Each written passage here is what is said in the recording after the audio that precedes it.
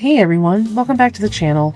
This is going to be a little bit different than some of my other videos, and the reason why I wanted to do this one is because I am very interested in environmentally friendly practices for your art. So I bought some of these stickers from Expedition 33, which you should totally play, by the way. But I'm going to go over some of the stuff about this notebook, how I felt about drawing in it, how it feels, all the things about it, and what I found about this too. So if you have not purchased this, this would technically be a review and my experience with this. And I'm not saying you can buy or not buy it, but this is just my experience with it. So let's get into it. So firstly, the paper feels like, how can I put it? Have you guys ever felt slate stone? It is a sedimentary rock, and when you touch it, they're usually smooth. The paper is made of waste rock. So now, if you didn't know what waste rock is, I'm going to just give you a brief overview. It's kind of like when there's miners and they're removing materials from the mines or wherever. They get these rocks that don't have enough mineral for whatever the process is going to be, so they really can't be used, so they're just mined out and then left where they are. Now, what's the problem with that? Well, the problem is that when they take the waste rock out and they put it somewhere, they're just kind of leaving it where it is. And that stuff's not used to being in the environment. So when it rains, some of that stuff is heavy metals, and it will be put into the environment when it wasn't originally supposed to. So it's kind of like an environmental hazard. So Karst decided that they were going to start using this instead of normal paper. Now the thing is that some people who have never touched this type of paper, I am not sure if this is for you. If you have an issue with texture and touching, it's smooth, and it's thick paper, but it doesn't feel like watercolory. It has a very different texture, like a smooth rock. And that, I have a feeling that some people who have issues with texture might not enjoy this, but it could very well be the opposite for you. So if you can find like some kind of rock to touch, a slate stone to touch, I would suggest doing that before you buy this type of paper, just because it may not be for you. Now, when it came to actually drawing in this book, I sketched in it to just test it. Now, I use the Prismacolor kohl pencil that's like a colored pencil you can erase. Now, the thing is that when I was drawing in this drawing is not finished, okay? So it started to create a divot because I was erasing so hard. So the paper, it is resilient, but it's also fragile, because if you erase too much into the paper, it will create these impressions from you pressing in. Even you can even see sort of in the light a little bit on here, where a little bit right there in the corner, and then over here on the other side, you can see in the light where there's a divot. And there was originally a huge little crevice in the paper, but that eventually went away. So I've never had a paper that actually dented before. So this was $26. I don't know how I feel about this, because it also says that it's stain proof and it's bleed proof. So that's originally one of the reasons why I was interested in it. But drawing in it, just a sketch, feels really, really nice. If you just do sketches, you will love this. It feels good to draw on. It feels very smooth. It just goes right on the paper, especially if you have the right pencils. So I decided that for this, I'm going to use the Ohuhu Poupée set from, I just want to call it Poo Poo set from Ohuhu. And this is going to be my first time using them. I have never used water markers before. You're going to have to forgive me, because I don't usually use these kinds of things, and I wanted to test them out for the first time. So, when you see the result, please do not be mean, okay? Because I do finish it here, so don't be mean to me. Now, my first initial reactions to using it on this paper is that it feels good. like I have another book that is my Talons paper. It feels a little bit normal. Now, what I couldn't see is that like these markers are super wet. And I was coloring like I was using my Ohuhu alcohol markers because that's what I'm most familiar with. And I was like, oh, this is just going to be more of the same, so it should be super easy. But you can see right there, anytime the light hits it, it's shiny because it's not actually drying right away. And I don't know, like, look at that. Look how slick that is. I don't know if it's actually supposed to be doing that. So if somebody in the comments could actually tell me if this is supposed to be like this, because I haven't tested these markers out since then, because this, after doing this video, this actually like kind of turned me off to using them. I am thinking about the possibility of maybe giving a giveaway to sell these to somebody. Not sell them, but to give them away, because I just don't like them and I have no use for them, and they weren't even that much money. Also, small update, I closed the pin contest. 15 people asked for the pins. It's been like 2 months now, so I figured I'm gonna try to see how many I can get sent out. But when it comes to this, now I don't know what happened with this secondary marker. I realize super into it that I kind of messed this up, and I thought like, oh, I'll just put a little bit of red, and then I was like, oh no. And the paper is just, oh my god, I feel like the paper is not absorbing the marker, because maybe it's like anti-wetness, because it's supposed to be like, I feel like you're supposed to be able to use alcohol markers and then stain it that way, and so it doesn't get on the other side.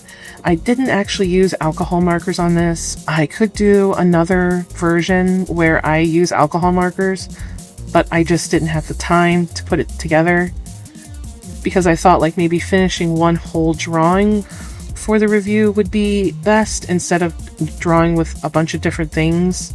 But this is like my first time doing this, so I wanted to talk a little bit about the advertisement for this sketchbook. So the sketchbook says that it's environmentally friendly, and I don't necessarily believe that, because when I went to go search up the information about it and where everything comes from, so while it is using waste rock, it says that it'll just like dissipate into the, like, if it's like thrown away or tossed away, it'll just dissipate like the paper will, but the back won't, because the thing is they use this thing, vegan leather. And let me tell you, do you know what vegan leather is? It's plastic. It's PVC. And how do I know? It doesn't list that anywhere on their website. I actually had to go around and ask about it and how they made it. So it's not really environmentally friendly, because most people don't throw away their sketchbooks. So I would say that like anything that doesn't degrade is probably not environmentally friendly. So while the paper degrades, the book itself doesn't. So in reality, what would have been better is, like, I know that they were trying to appeal to a specific audience, like people who are probably vegan. Now, just saying vegan leather means nothing to me because it's PVC. I thought that they were going to use like bamboo, and that's why the outside feels so smooth to me, but that's really not the case. The outside is just, it doesn't feel like plastic. So, but I don't know how much PVC has been used or what the makeup of that is, but I just know it is PVC because it feels like it is leather to the touch.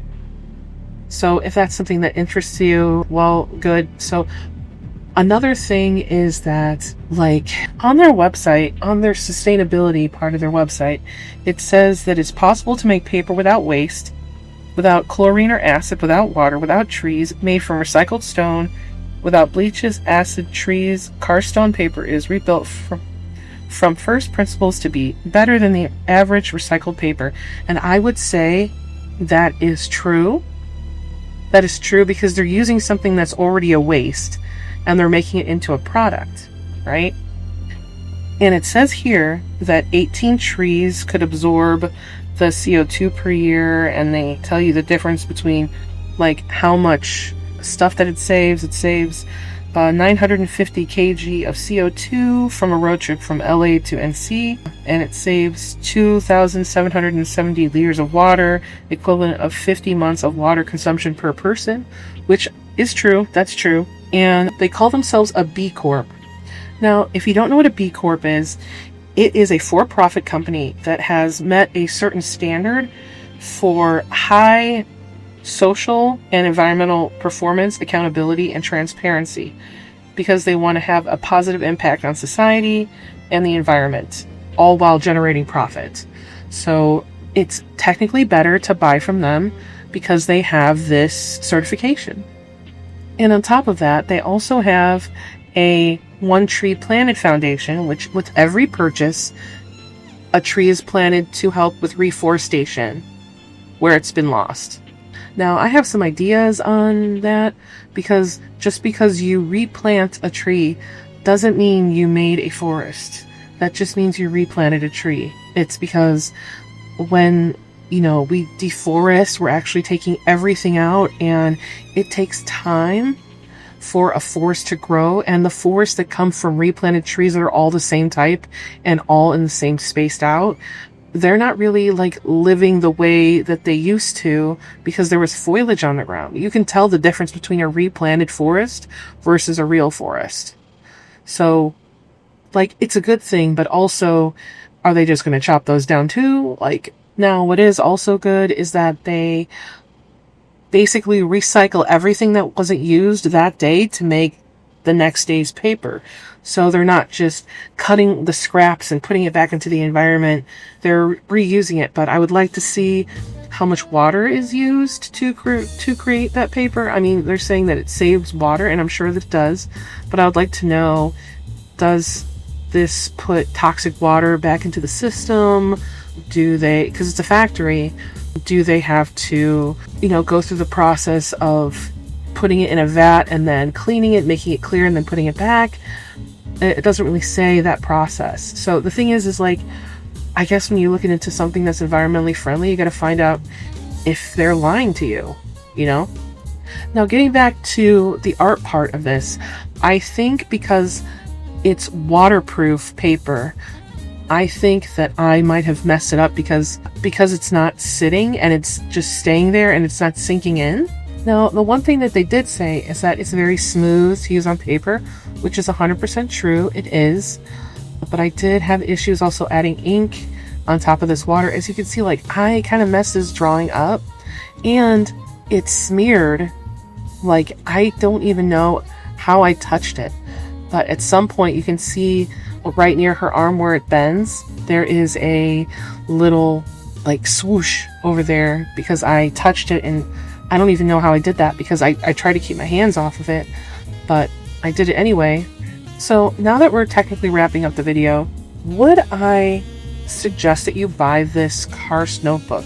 I would say if you're going to use alcohol markers or paint, then yes. If you're going to use watercolor or water markers, personally, I would say no, based on my experience with this water stuff that I use, these water markers. And on top of that, while it does say it doesn't bleed through, I can still see my art on the other side. And it doesn't happen with my other notebook that I have. I can't remember right now, but if I can find it, I'll put it up on the screen for a second. It's the one that is for alcohol markers. I think that if you turn the page and you can see any of it on the back, even if it's not stained, I still think that you can't use that other side, because if you draw on that other side, then it will show through on the other side, even if it's just a shadow. How many times are you gonna have to color it in, or can you color it in? I could probably draw with my pencil on the back side, but would I want to paint on the other side? Probably not. I feel like for this experience that I would give this notebook a solid B. Why not an A? Because it uses plastic for the cover, they could have gone with something like bamboo for the cover, and they could have gone another route if they were trying to be truly sustainable. And I just really didn't like my first experience coloring on this. I feel like maybe I need to go back and do another one. And if you guys want to see me do another version of this with like either paint, like acrylic markers or alcohol markers, I will do that, and I'll give you guys, you know, another drawing, because I did draw another picture that you'll see in a minute of my character Dust. And I didn't even talk about Whoppy. So this character is named Whoppy, and he is one of my characters from my world, and they're like a gunslinger, like lived in the desert, pretty cool, like was in like a Civil War type situation. But anyway, if that stuff is for my other channel. But I wanted to thank you guys for really coming and listening. Please tell me what you guys think of this in the comments. This is the first time I'm doing a review. I was really interested in doing a review about this because I feel like I have more information than the normal person would on stuff like this. Like, I would do the deep research to find out, you know, how sustainable this really is. I think that if you wanted something like this, you would have to think about the texture, and if it having a PVC cover really bothers you. But overall, I think it's, a B product, and I don't know if I would buy it again if I ran through all the pages. I think I would just keep it as an experience, because it's kind of almost like a fun thing to show people how it feels, because people are not used to feeling rock as paper. And if you like the channel, please go over to my Patreon to support me. And I will see you guys in the next one. Oh, please subscribe. Please, I worked really hard on this video. I'll see you next time, guys. Peace.